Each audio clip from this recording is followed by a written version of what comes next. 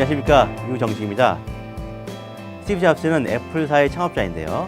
가장 혁신적인 CEO를 생각하라, 이렇게 질문 던지면 바로 이 스티브 잡스를 떠올릴 겁니다.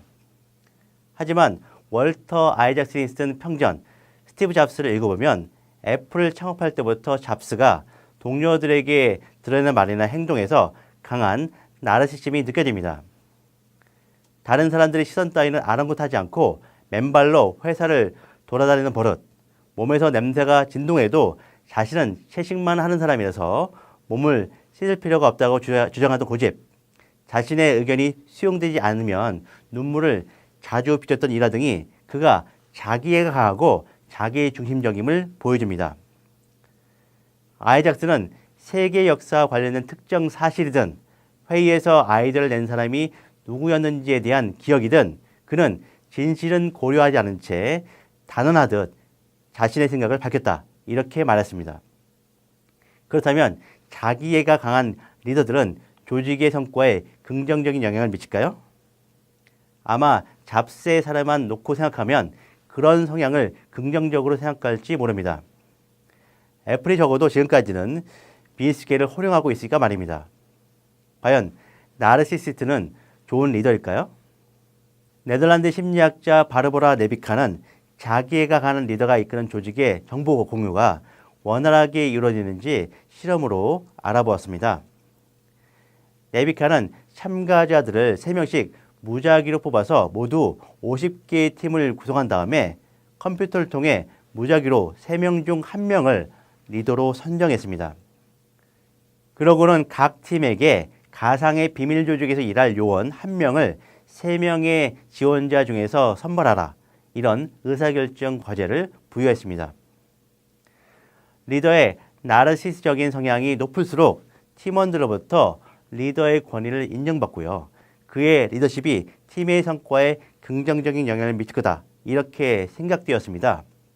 하지만 팀원 간의 정보가 덜 공유된다는 것이 정량적인 분석 결과로 나타났고요.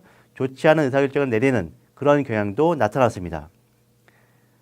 나르시적인 리더들은 자신이 가진 정보나 지식이 가장 우수하고 고유하다고 여김으로써 조직의 정보 공유를 어렵게 만드는 경향이 있습니다. 또한 그들은 압박받는 상황을 즐기고 그 상황에서 이를 잘 수행하는 경향이 있기 때문에 다른 사람들에게도 압박을 가할 가능성이 큽니다. 이 또한 조직의 성과를 저해하는 요소로 작용하겠죠. 그래도 나르시스적인 사람의 아이디어나 해법은 남들보다 참신하고 독창적이진 않을까요? 잭 곤칼로는 학생들에게 한 장의 벽돌을 얼마나 다양한 용도로 사용할 수 있는지 생각해서 10분 내에 써내는 그런 과제를 부여했습니다. 또 다른 은하계의 행성을 방문했다고 가정하고 그곳에 사는 거주민의 모습을 7분 이내에 그려보라, 이렇게 주문했습니다. 분석해보니까 자기애의 정도는 아이디어의 질적, 양적 측면 모두와 관련이 없는 것으로 나타났습니다. 나르시스트이면 창의적일 거라는 인상을 갖게 되지만 실상은 그렇지 않다는 것이 밝혀진 것이죠. 리더를 선발하거나 재평가할 때 나르시스트의 과시효과에 영향을 받지 않도록 주의를 기울이는 것이 조직 관리의 기본적인 지혜입니다. 하지만 문제는 현실에서 그런 성향의 사람들이 리더로 발달될 가능성이 상당히 높다는 것인데요. 에이미 브루넬은 실험 참가자들의 자기애적 성향이 높을수록 그룹의 리더가 되길 원하는 정도가 높았고요. 자신의 리더십도 높이 평가한다는 그런 사실을 발견했습니다. 흥미로운 것은 나르시즘 성향이 높은 참가자가 다른 멤버로부터 높은 리더십 평가 점수를 받았다는 것입니다. 어찌해서 그런 현상이 나타나게 되는 걸까요?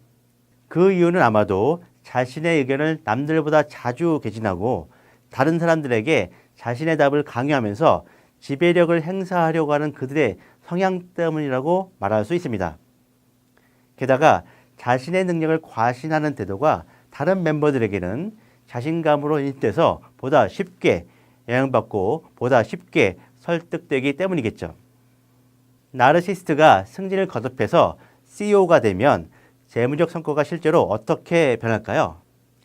펜실베니아 대학교의 에르지트 채터지는 IT 업계에서 일하는 111명의 CEO를 대상으로 회사의 성과 데이터를 폭넓게 수집했습니다.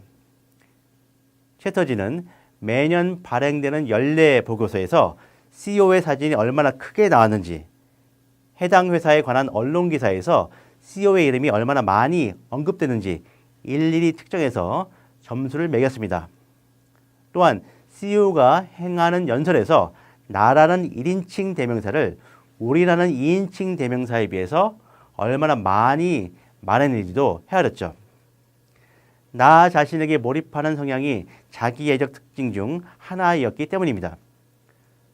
분석해보니까 재무적 성과가 안정적이지 못하고 들쭉날쭉해서 어떨 때는 크게 얻기도 했지만요. 또 어떨 때는 크게 잃기도 했다고 합니다. 나르시스트인 CEO가 조직을 불안하게 만들어버린 이유가 나름대로 잘 하려 하는 데에서 기인했던 측면에서 그들을 용서할 수도 있겠죠. 하지만 자신의 지위를 이용해서 은밀한 범죄를 저지른다면 결코 좌시해서는 안 됩니다. 독일의 게르하르트 블리클레는 화이트 칼라 범죄를 저지른 76명의 죄수를 분석했는데요. 리더의 주위에 있는 사람들이 자기애적 성향이 강할 때 화이트 칼라 범죄를 범할 가능성이 높음을 밝혔습니다. 이 연구는 나르시스트들이 권력을 잡으면 화이트 칼라 범죄의 유혹에 쉽게 빠진다는 것을 일러주죠.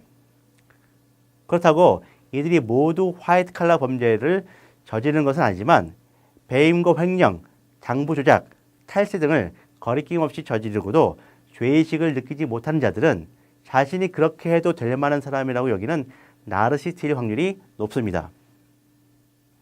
지금까지 살펴봤듯이 나르시스트는 정보의 흐름을 막고 별로 창의적이지 않는 자기 아이디어를 창의적인 것이라고 강요해서 조직의 성과에 좋지 않은 영향을 미칩니다.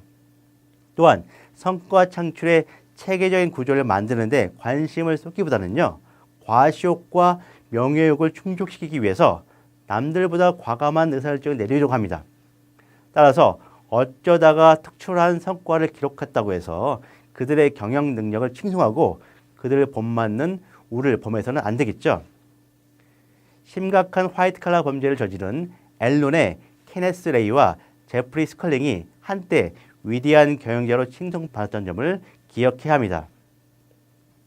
우리 조직의 나르시스트는 누구이고 그들의 결정은 어떤 결과로 귀결되는지 돌아볼 필요가 있습니다. 자기애가 강한 인물의 과시효과에 현혹돼서 조직의 좋은 리더로 잘못 인정받지 않도록 부단히 노력하는 것 또한 지속 가능한 조직 문화를 구축하는 방법을 꼭 기억하시길 바랍니다. 감사합니다.